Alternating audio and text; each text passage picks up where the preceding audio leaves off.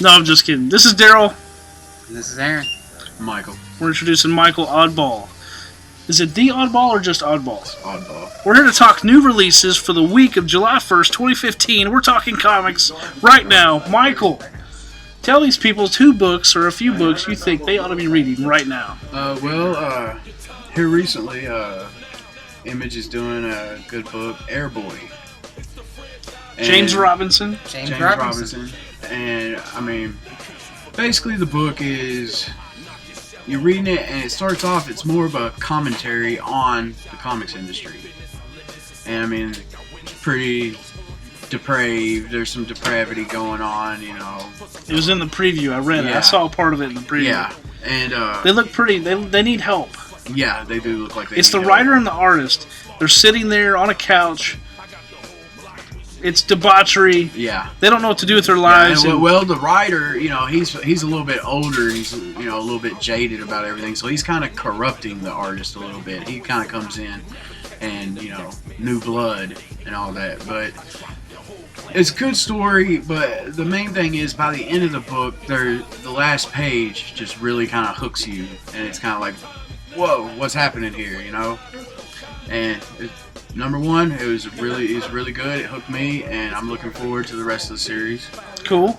All right, what's another one you've been reading? And that's also from Image Comics. Neverboy from Dark Horse. Dark Horse. Now that it's a little hard to explain. I mean, basically, this guy was, Drop Dead Fred. You know, he's like an imaginary friend, and it's like. Do you remember that movie? Phoebe Cates. Oh yeah, I do like that part of the movie. Phoebe Cates is in it. Phoebe Cates. Who doesn't? But it's like there's, you know, the whole world's imagination is like another realm. Okay. Basically, and that's where he's from. He's the imaginary friend. That's. He was the imaginary friend of this kid and all this. I don't want to give, you know, a lot away, but he's stuck around here in our world, and the only way he can stick around in our world is by doing lots and lots of drugs and stuff. And it's pretty interesting. It's number 5 is coming out this week, I think. I don't know. And it's a good really, question. It's really good, especially it's a really cool concept. He has to stay medicated to stay in the real world. Yeah, they haven't explained why that is or anything like that, but I kind of want to read to find out why now. Yeah, like it's a creative idea. Yeah, I like it, and it's a pretty trippy and out there concept. So I like it a lot, and yeah, I mean it's good, and I mean it's at issue 5 now, and I really like it. What's a superhero book that you would recommend to someone that maybe they don't typically read? Superhero books. Ant-Man? Okay. Well, Daryl's gonna like that one. Ant-Man's been my favorite. It's Marvel. Probably my favorite solo superhero book as of late, but, you know, it's on hold right now for Secret Wars, but they did just announce that. New number one, and they're hinting at Scott Lang might have a little bit of a... But if you notice, he's got 2 fingers crossed behind his back. So we don't really know, but I'm interested. Mainly, I'm just glad that they brought Nick Spencer back. I'm sorry. And it's a Marvel title. It's okay, Aaron. It'll get better. Well, that's cool. Well, Michael, thanks for sharing about your comics. Aaron, you got anything you want to say about that? He was talking about how Airboy had the commentary on comics. Material number 2. First 2 pages. Love those 2 pages. Alex Scott. For the commentary on comic books. That's cool. You should read the first 2 pages. If you don't want to read the rest of it, fine. Just read the first 2 pages of number 2.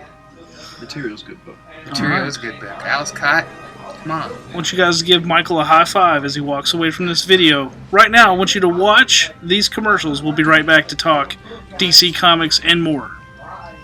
Think of quietly! The foot are about to ambush the turtle's sewer playtest. But thanks to the turtle's periscope, it's no surprise. Take cover! The foot are attacking with their sewer ball. Watch out, turtles, or you'll wind up in the recovery room. Oh no! Retro Mutagen Ooze! The Shredder's up to his old trick. And speaking of going up, the turtles are taking the elevator to street level to make a call on Shredder using their private line. Reach out and crush someone. Teenage Mutant Ninja Turtles from Playmates.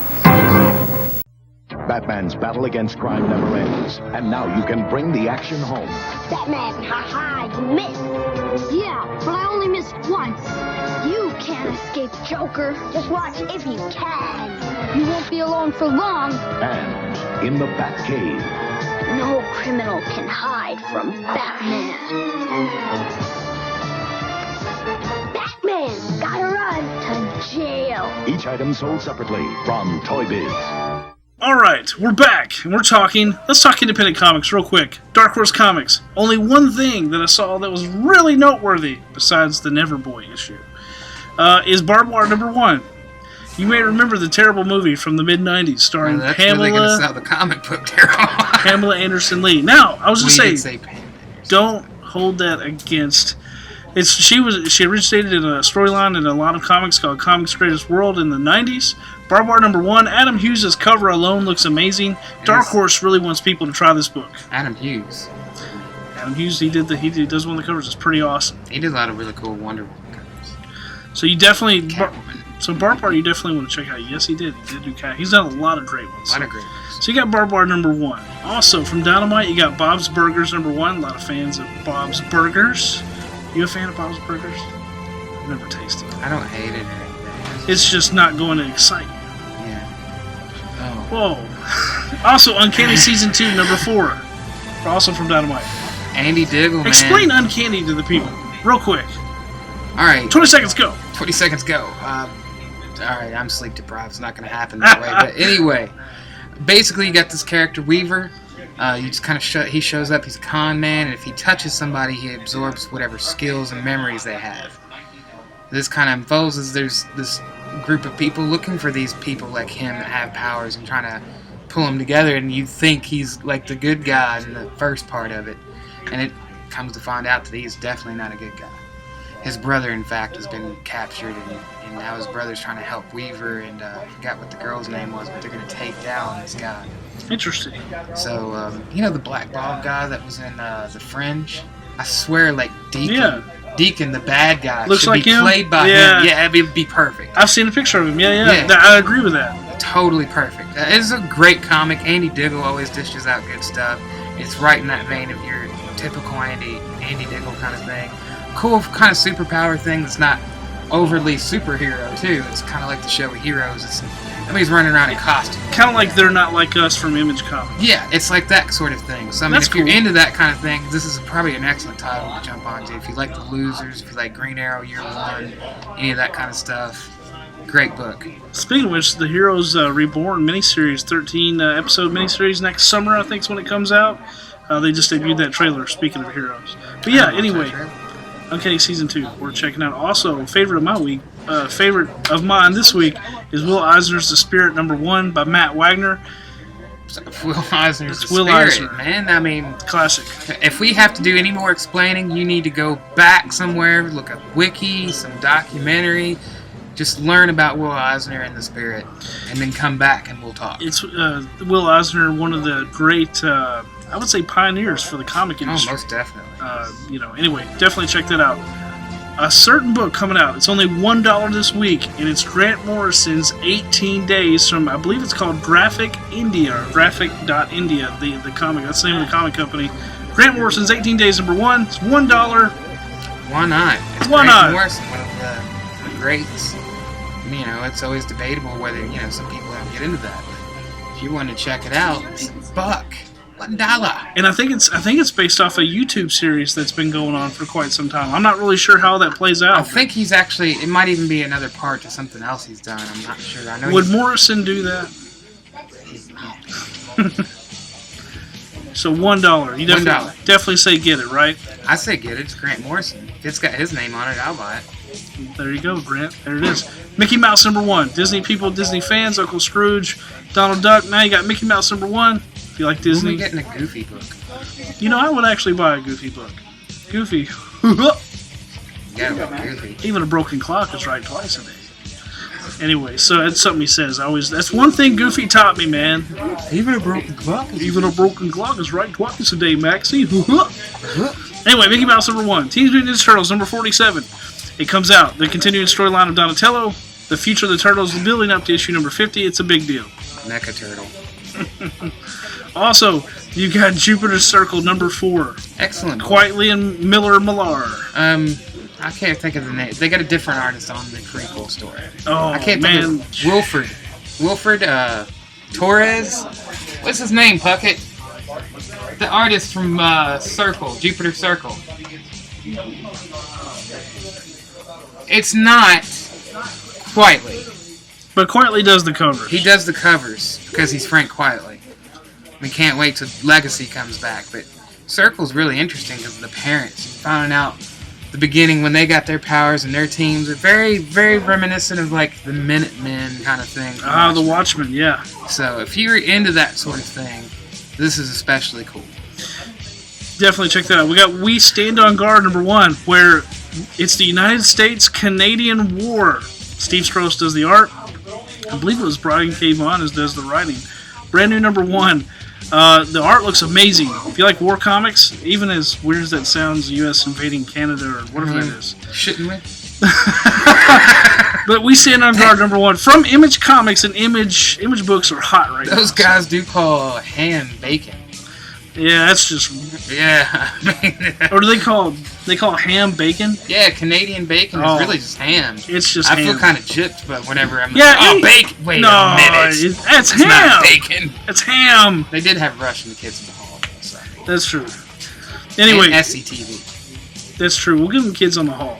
Yeah, we can definitely give them Love that. Kids in the Hall. So We Stand on Guard number 1 comes out. Outcast by Robert Kirkman. Check it out. About demonic possession. We've talked about it enough. Go get it. Wicked and Divine number 12. Wicked and Divine, we talked about the death. Get it. Alright, we're moving to DC Comics. Action Comics number 42. Superman Truth continues. Aaron. Wow. Man, Superman 41, even though this is kind of off subject, but not really. Superman's telling the story of what led up to what we're reading in Action and the rest of the books. Someone obviously has got Clark's number. Very interesting situation. Sending takes place. texts. Yes. Yeah. But in Action Comics, we're, kind of saying Clark deal with the fact that everybody knows he's Superman and he's depowered. It's putting Clark in a whole different set of circumstances. He's squirmy. Yeah, I mean, we're actually seeing a new Superman story, which, there's new Superman stories all the time. Really, there's not, because most stories are just using the same story, and this might be somebody else's story, but Superman's never had this story, so. Yeah, it's similar to the storyline The Death of Clark Kent with Dan Jurgens, I think back in the 90s. A little different, done more in the modern reality era that we live in now of smartphones and everything. So they say. How hard, how hard would it be to keep a secret identity in a world like we live in now? And that's kind of the whole approach they're taking with this storyline. It's really cool, and I was a huge skeptic of this story when it came out, but I'm here to admit that I was wrong. It's turned out to probably be one of DC's best. Since we're both admitting something here, Aaron, I have to admit nothing. No, I'm just kidding. Actually, this storyline is really good. I even gave it a rave review. I said it last video. This DC comic storyline is really good. So you should read it. Yes, I said it. Okay. Hey, New 52, it's whatever. I'm He's moving. over it. Not yet. Fix the Teen Titans and we'll talk business. That's a small thing now. No, it's not. No. Actually, every book with every company. There's always going to be one book with every company where you're just what? Like Marvel and Spider-Man post Secret Wars. Let's not get started there, Marvel. Anyway, also from DC, Batman Arkham Knight number 6 comes out. Also, Batman Beyond number 2. Tim Drake is the Batman Beyond. I just want to know when Kamandi and Omak are showing up. Kamandi and Omak, you've already got me hooked. You just mentioned some Jack Kirby awesomeness. Jack Kirby's kind of like creeping in through all the books, and see how they always cancel the ones where they use it there. It's like Infinity Man was good, some people wouldn't read it because it was most good DC titles that canceled it like 8 or 9. Martian Manhunter probably will be too because it's so good. Martian Manhunter's really good. You should read that. So maybe if you guys jump in and read it and you'll like it because it's good, they won't cancel this one. Most likely not. That's a good point. Just saying, if you read it, they might not be as quick to cancel. I mean, later on, you'll be like, oh man, everybody said that was good, and I read it, and it was so good. It's like, we're telling you now it's good. Right now. Get it. Everyone is out. Buy it. Buy it. Also, 2 miniseries is Batmite number 2, Bizarro number 2. Just check them out. They're family-friendly books. Bizarro and Jimmy Olsen. Bizarro is in any book, it's got to be good.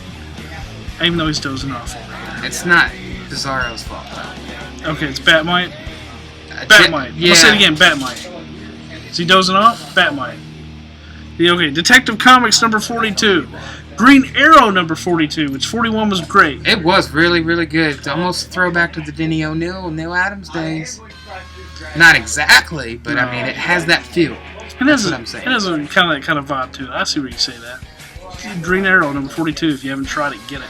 Aquaman 41, you read last week. Thought it was really good, right? I mean, yeah. I was interested just because Cullen Bunn's writing. I was just kind of looking at the costume, like, why did they change this costume? But that aside, actually it's Trevor McCarthy doing the art, and he picked up after J.H. Williams on Batwoman, and he kind of absorbed some of that weird paneling style that Williams had, which is my favorite art style.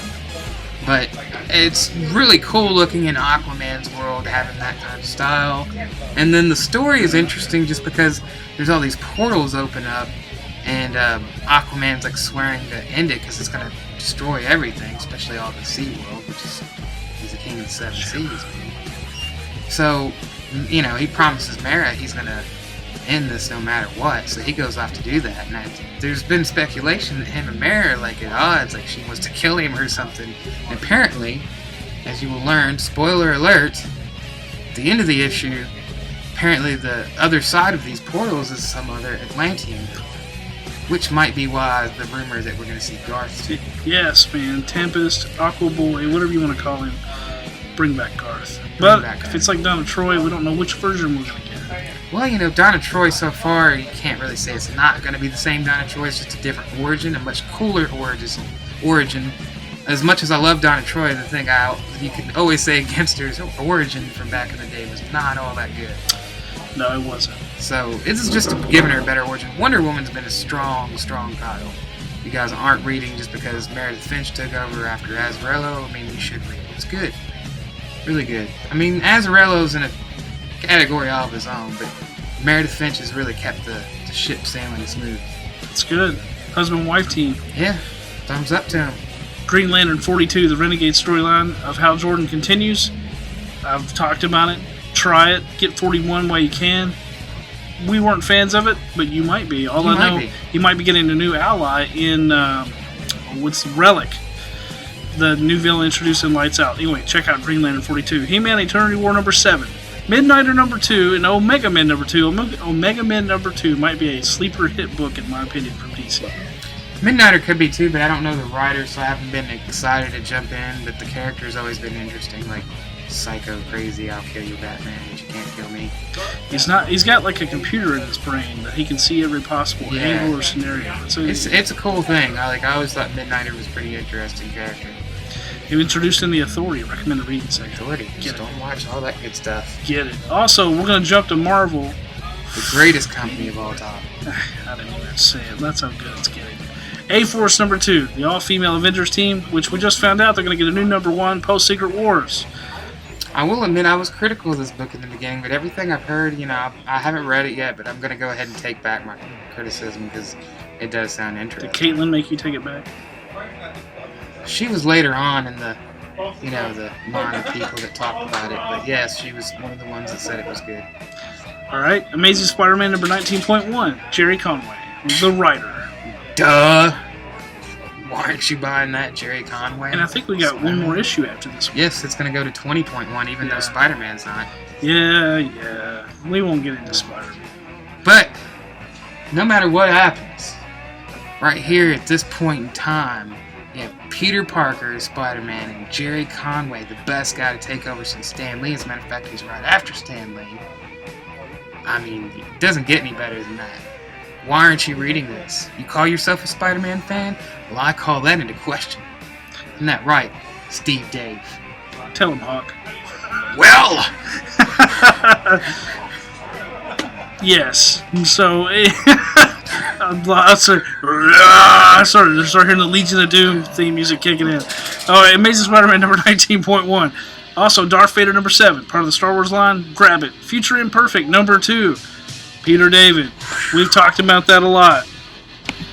Are you excited, or is that? Man, I'm just talking about it. My forehead got all beaded up. Like, oh man, I don't know if I can handle all this. Peter David's Future Imperfect. Did you see that last page? Spoiler alerts, Thing comes out. He's the leader of the revolution, and Thing and Hulk are about to have a throwdown. That's just fun fight. We've seen that happen a lot, but it's just fun seeing it in that context. I love always saying like the Hulk and the Thing, man. The Thing was like the coolest part of the Fantastic Four, especially when he's throwing down with the Hulk. Will he crumble into a pile of rocks? We'll see. I think so. I mean, it's the Hulk. It is the Maestro version of the Hulk, so I mean, I don't know. We'll see. We'll just have to buy it. You will have to buy it to find out. what's going to be up with Bruce Banner? I don't know. I'm not happy about this Marvel thing. Totally awesome Hulk. Who is it?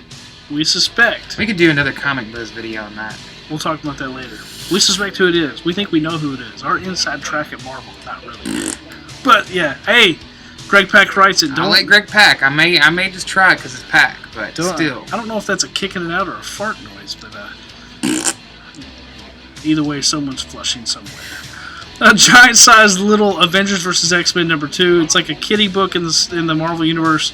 I think the last issue they were fighting over a dodgeball game. Scotty Young, right? Scotty Young. Everybody goes crazy over these Scotty Young things. Not my thing, but hey, whatever makes you buy comics is cool. Check it out. Groot #2. Groot, I am Groot. I am Groot every panel. I don't know if that's really what's going on. Groot. Well, I am Groot. I am Groot. I am Groot. I am Groot. I am Groot. I am Groot. Groot. I am Groot. Let's just say this. The guy who has to write this comic does not have to worry about having the best dialogue skills. Yeah, so anyway. I am Groot. So I am Groot. I am Groot. I am Groot. Groot Wars. Buy it. Princess Leia #5. Mark Waid. Grab it. Red Skull #1. Written by Joshua Williamson. Birthright. Joshua Williamson. Just get it. I think he does Nailbiter too. Right? He does. Yes. He does. Anyway, Joshua Williamson. For some reason, Marvel.com has his name as Joshua Williams. They don't know how to spell their own writers' add names. the O-N, people. Anyway, Red Skull. It's a 3-issue miniseries. Joshua Williamson. It's got to be pretty good. They're in search of the Red Skull. Looks cool. Editorial just doesn't care about their writers ever. Tell you what, man. The highlight of the week, pick of the week, Secret Wars #4. Do we need to say anything about this? Garrett, where you at? No. Oh, well, Garrett would tell you. He's over there. Garrett says Secret Wars #4. Who cares about anything else? Just Secret Wars #4. Just get that. Secret Wars Journal #3. Ultimate End #3, which actually, of all the miniseries, has really impressed me, like along the lines of Future Imperfect and Squadron Sinister. Ultimate End, really good, awesome. Mark Bagley does a great job on the artwork. Mark Bagley, man. Mark Bagley, I think he kind of helps redeem it, although Bendis is writing it. Bagley redeems it. Bendis. Tell us, what do you people think of Bendis? Because I've seen a few comments of like, there's a lot of Bendis haters out there. So what do you think, Brian Michael Bendis? Yeah, chime in. Let us know. We're actually curious. I am. We've Is also, there any Jeff Johns haters too? Oh, I did. Blasphemy. For all my criticism of DC, you don't touch Jeff Johns. Unless it's Simon Baz. We'll get into that another time. Anyway, Unbeatable Squirrel Girl #7 for those people that like a little humor. Extinction Agenda #2, and starring Havoc. Years of Future Past #2, which you've read. #1. Yeah, I mean, I liked it. I especially liked the art in it. It was a throwback to the old style of art, during the time that original story What's her was name? going. Marjorie Bennett. No, Summers. Rachel. No, it's not Rachel. It is Rachel. Another Rachel Summers? There's already a Rachel Summers. No, there's Hope. Hope, Rachel, then there's the one that... this one turns into Ruby. It looks like it's the daughter of Cyclops and White Queen. Oh, that's from Future Imperfect. I thought we were talking about Years of Future Past. Too many timelines. I know. But yeah, you're right. But not 52 of them. Not 52 of them, just a different number, whatever it is. Ruby Quartz. Ruby Summers, that was her Ruby name. Summers. Ruby Summers. Yes, that's it. Anyway, so Years of Future Past. It's a play on the Days of Future Past. They take on Sentinels. It's pretty cool. Check it out. And this week you may have been looking for Master of Kung Fu #3, Squadron Sinister and Squadron Sinister #2, or maybe Hail Hydra or Inhumans Adeline. These books have been delayed till July 8th and July 15th. Stay tuned for more information on those. Why do I buy? I mean, well, they actually... Master of Kung Fu #3? Come on, guys. Just hang in there, people. Hey, if you want the same writers and the same artists, you just need to hope that they get their job done. Beard's getting angry. Hold on, we gotta go, guys. Those are the comics for this week. The beards. Oh no! I gotta go. Here, I'm gonna use this to give you a crit. How do you feel about that? We got him. BobBigBang.com. The beard is angry.